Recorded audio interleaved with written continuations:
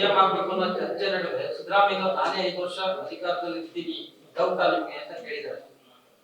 ಇದರಲ್ಲಿ ತಪ್ಪೇನಿದೆ? ತಪ್ಪೇನು ಕಾಣಿಸ್ತಾ ಇದೆ? ಮುಖ್ಯಮಂತ್ರಿ ಆಗಿರೋರು ಮುಂದುವರಿತೀನಿ ಅಂತ ಹೇಳಿದ್ರೆ ತಪ್ಪೇನು ಕಾಣಿಸುತ್ತೆ?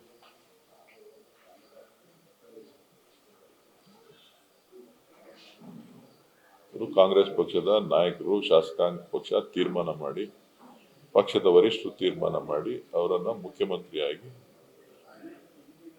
ಅಧಿಕಾರ ನಡೆಸ್ತಾ ಇದ್ದಾರೆ. ಸರ್ಕಾರ ನಡೀತಾ ಇದೆ. ಈ ಹಂತದಲ್ಲಿ ಏನು ಚರ್ಚೆ?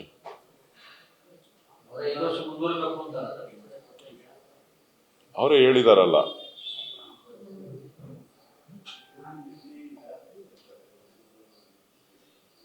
ಮುಂದೆ ಬೇರೆ ಯಾವುದು ಆಯ್ಕೆ ಇಲ್ಲ ಅಂತ ಹೇಳಿ ಡಿ.ಕೆ. ಶಿವಕುಮಾರ್ ಅವರು ಹೇಳಿದ್ದಾರೆ. ಯಾವ ವಿಚಾರಕ್ಕೆ? ಬೆಂಬಲ ಕೊಡಬೇಕು ಅವರಿಗೆ. ಸಹಕಾರ ಕೊಡ್ತೀನಿ, ಬೆನ್ನಿಗೆ ನಿಲ್ತೀನಿ ಅಂತ ಹೇಳಿದ್ದಾರೆ. ಮೊದಲಿಂದನೂ ಹೇಳ್ಕೊಂಡೇ ಬಂದಿದ್ದಾರೆ, ಈಗಲೂ ಅದನ್ನೇ ಹೇಳ್ತಾ ಇದ್ದಾರೆ. ಕಾಂಗ್ರೆಸ್ ಪಕ್ಷದ ಒಬ್ಬ ಶಿಸ್ತಿನ ಸಿಪಾಯಿಯಾಗಿ ಕಾಂಗ್ರೆಸ್ ಪಕ್ಷದ ತೀರ್ಮಾನಕ್ಕೆ ಬದ್ಧನಾಗಿದ್ದೇನೆ ಅನ್ನೋ ಮಾತನ್ನ ಯಾವತ್ತೂ ಹೇಳಿದ್ದಾರೆ, ಇವತ್ತು ಹೇಳಿದ್ದಾರೆ, ನಾಳೆನೂ ಹೇಳ್ತಾರೆ. ಸೊ ಕಾಂಗ್ರೆಸ್ ಪಕ್ಷ ಏನ್ ತೀರ್ಮಾನ ತಗೊಂಡ್ರು, ಕಾಂಗ್ರೆಸ್ ಪಕ್ಷದ ಒಬ್ಬ ಕರ್ನಾಟಕ ರಾಜ್ಯ ಘಟಕದ ಅಧ್ಯಕ್ಷನಾಗಿ ಪಕ್ಷದ ಶಿಸ್ತನ್ನ ಕಾಪಾಡಬೇಕಾಗಿರೋದು ಅವರ ಮೊದಲ ಕರ್ತವ್ಯ. ಸೊ ಹಾಗಾಗಿ ಅವರು ಕೆಲವು ವಿಚಾರಗಳನ್ನ ಸ್ಪಷ್ಟವಾಗಿ ತಿಳಿಸಿದ್ದಾರೆ.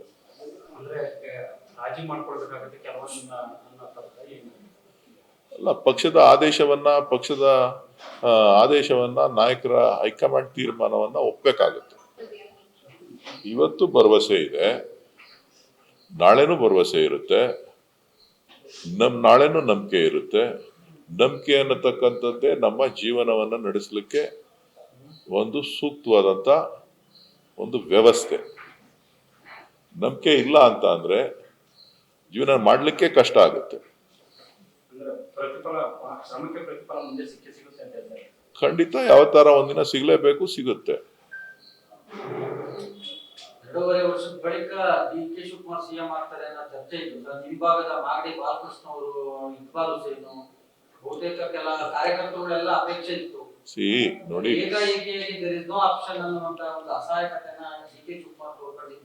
ಅಸಹಾಯಕತೆ ಅಲ್ಲ ಅದು. ಪಕ್ಷದ ನಾಯಕತ್ವದಲ್ಲಿ ಪಕ್ಷದ ನಾಯಕತ್ವಕ್ಕೆ ಗೌರವ ಕೊಡುವಂಥದ್ದು.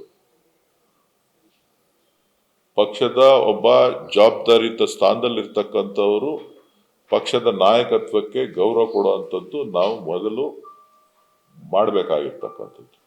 ಆ ಕೆಲಸವನ್ನ ಪಕ್ಷದ ಅಧ್ಯಕ್ಷರಾಗಿ ನಿಮ್ಮ ಮುಂದೆ ಕೆಲವು ವಿಚಾರಗಳನ್ನ ನೀವು ಕೇಳಿರುವಂತಹ ವಿಚಾರಕ್ಕೆ ಸ್ಪಷ್ಟಪಡಿಸಿದ್ದಾರೆ. ಪಕ್ಷದ ಕಾರ್ಯಕರ್ತರು ಮತ್ತೆ ಮುಖಂಡರಲ್ಲಿ ಗೊಂದಲ ಆಗೋದು ಬೇಡ ಅನ್ನುವಂತ ಕಾರಣಕ್ಕೆ ಸಿಎಂ ಆ ರೀತಿಯಾಗಿ ಹೇಳಿಕೆಯನ್ನು ಕೊಟ್ಟಿದ್ದಾರೆ. ಡಿ.ಕೆ. ಶಿವಕುಮಾರ್ ಮುಂದೆ ಅದ್ರ ಬಗ್ಗೆ ನನಗೆ ಮಾಹಿತಿ ಇಲ್ಲ, ಅಷ್ಟು ದೊಡ್ಡವನಲ್ಲ ನಾನು. ಪಕ್ಷದಿಂದನೇ ಎಲ್ಲ.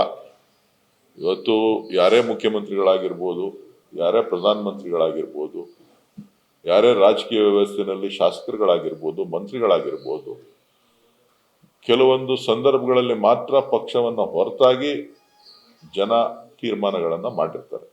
ಅದು ಬಿಟ್ರೆ ಬಹುತೇಕ ಪಕ್ಷದ ಒಂದು ವ್ಯವಸ್ಥೆ ಒಳಗಡೆನೆ ಎಲ್ಲರೂ ಕೂಡ ಆಯ್ಕೆ ಆಗಿರ್ತಕ್ಕಂಥದ್ದು.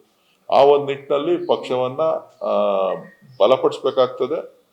ಪಕ್ಷದ ನಿಯಮಗಳು, ಪಕ್ಷದಲ್ಲಿ ಇರ್ತಕ್ಕಂಥ ಆಚಾರ ವಿಚಾರಗಳನ್ನ ಒಪ್ಪಬೇಕಾಗ್ತದೆ. ಆ ಕೆಲಸವನ್ನ ನಾವೆಲ್ಲರೂ ಕೂಡ ಮಾಡಬೇಕು.